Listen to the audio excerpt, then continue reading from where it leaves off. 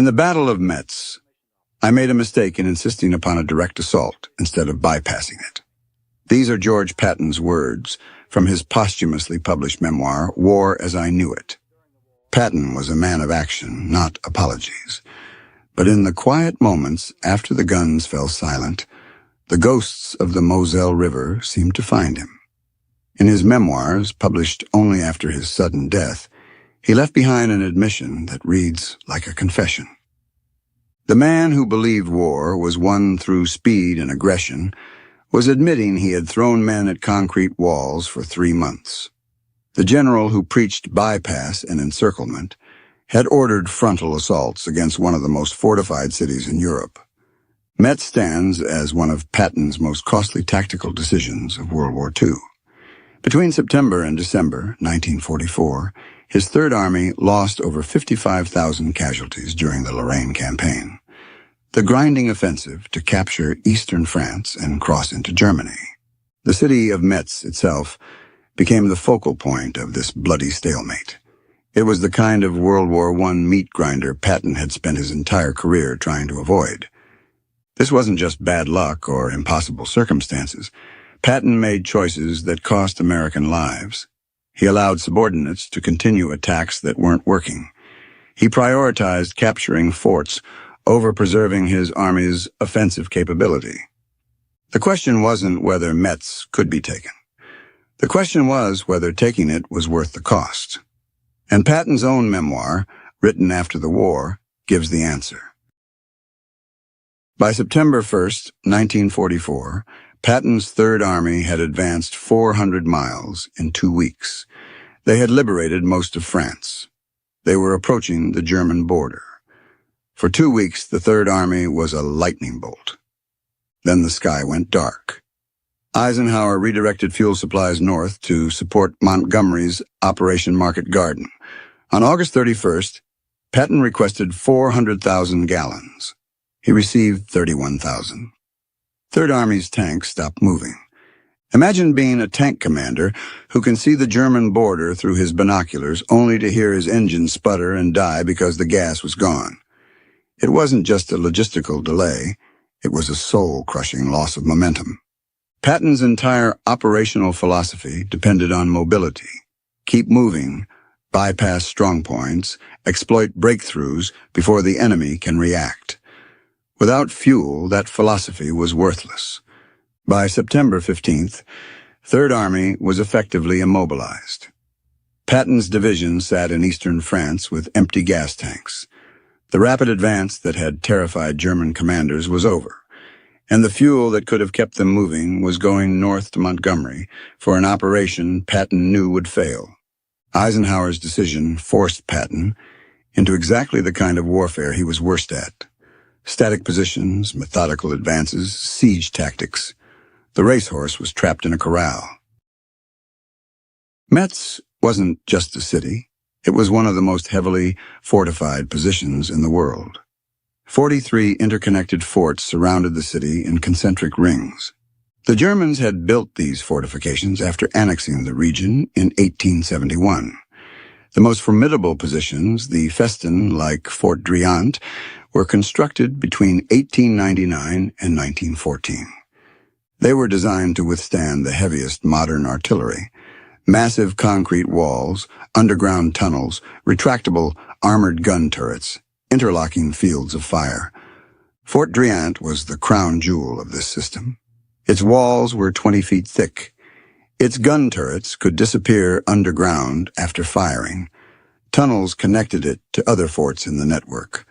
American soldiers described hearing the clunk hiss of armored turrets rising from the earth like monsters, firing a volley, and vanishing before a single shell could respond. You weren't fighting men, you were fighting the ground itself.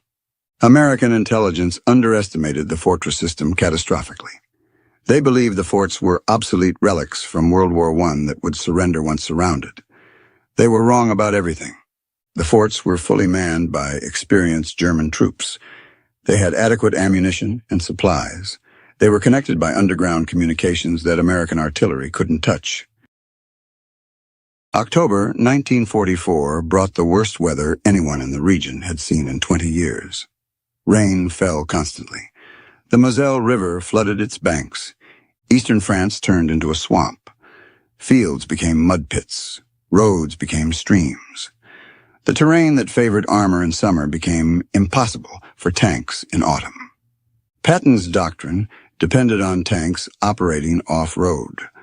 Armored divisions would bypass strongpoints through open country. Infantry would hold roads while armor exploited gaps. In the mud, none of that worked. The mud wasn't just an obstacle. It was a thief. It stole boots off men's feet, jammed their rifles, and rotted their skin. Tanks couldn't leave the roads. Infantry advanced through knee-deep water. This wasn't the glorious, fast-moving war Patton promised. This was a wet, shivering hell, where men died in holes filled with icy water, miles from a dry bed. The weather took away Patton's advantages and amplified German defensive strengths. The fortress system became even more effective when attackers had to approach unpredictable routes through mud. General Walton Walker commanded 20th Corps under Patton. He was aggressive, confident, and convinced he could take Metz by a direct assault. On October 3rd, he launched his attack on Fort Driant. The 5th Infantry Division attacked uphill through mud against concrete fortifications. German artillery from multiple forts concentrated on the American advance. Casualties were immediate and heavy. Walker's troops reached Fort Driant's outer walls but found them impenetrable. A GI would crawl through 300 yards of open fire just to reach a concrete wall he couldn't scratch. They threw grenades at 20-foot reinforced bunkers only to watch them bounce back like toys.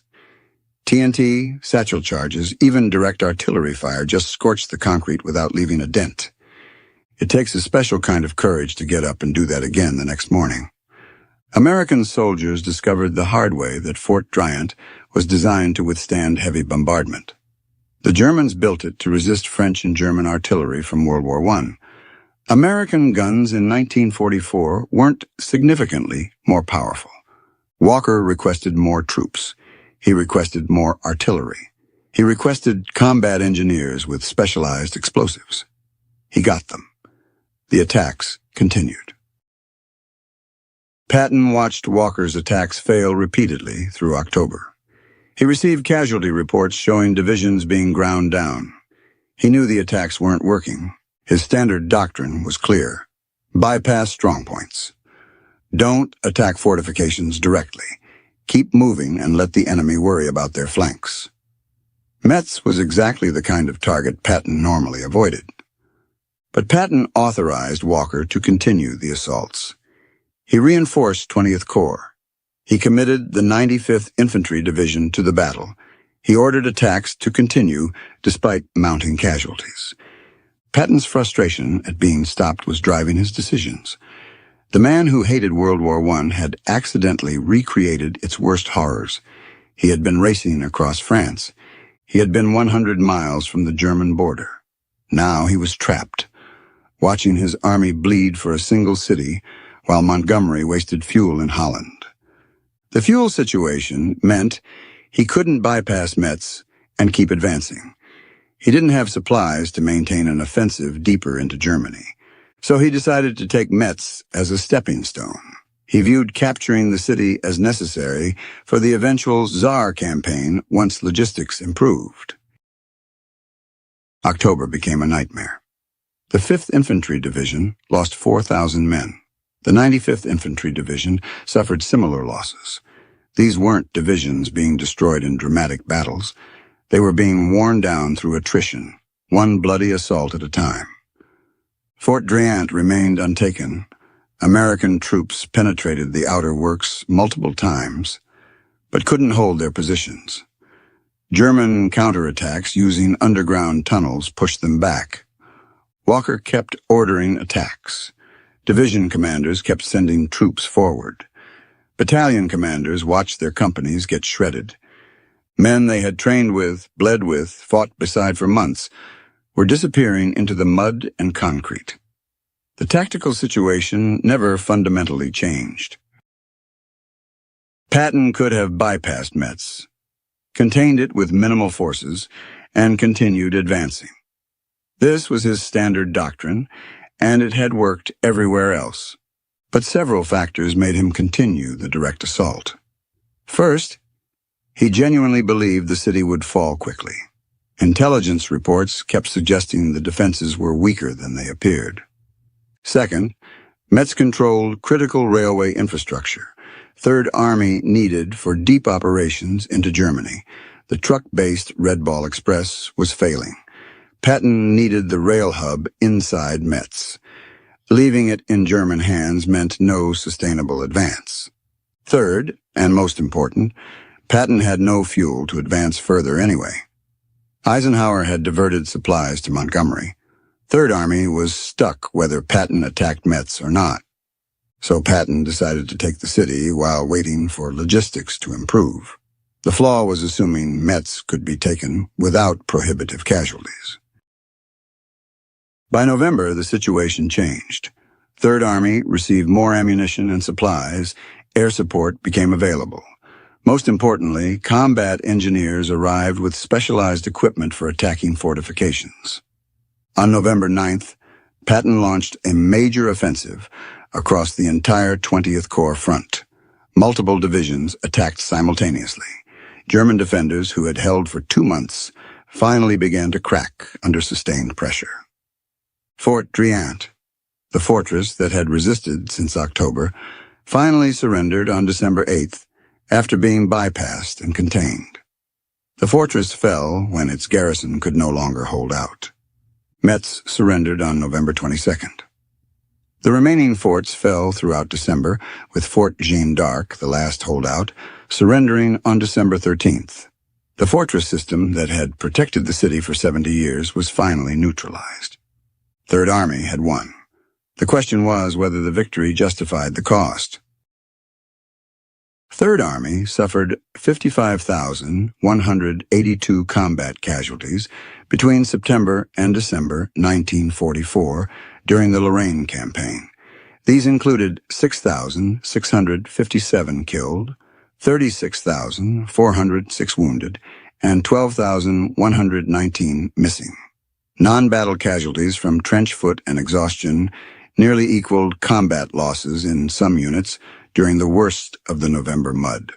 The 5th Infantry Division lost nearly 40% of its strength. The 95th Infantry Division was similarly depleted. To a general, that's a number on a ledger. But to the men on the line, it's a catastrophe. It means that by the time Metz fell, nearly every second man you had shared a cigarette with in Normandy was either dead, maimed, or shivering in a hospital bed with trench foot. Both divisions required extensive replacements and retraining before they could resume offensive operations. These weren't acceptable losses in pursuit of strategic objectives. These were casualties suffered taking a city that military logic suggested should have been bypassed. Metz offered no strategic advantage that justified the cost. Third Army's offensive capability was significantly reduced. The racehorse had finally won, but Patton had ridden his mounts into the ground to do it. Divisions that could have been attacking into Germany spent 3 months battering concrete walls. Patton's aggressive doctrine normally minimized casualties by avoiding strong points and maintaining momentum. At Metz, abandoning that doctrine led to precisely the kind of attrition warfare he had always opposed.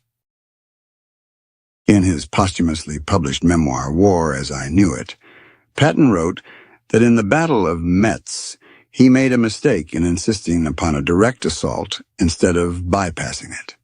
He recognized that Walker should have been given different orders. He acknowledged the casualties were excessive for what the battle accomplished. This admission matters because Patton rarely acknowledged tactical errors publicly.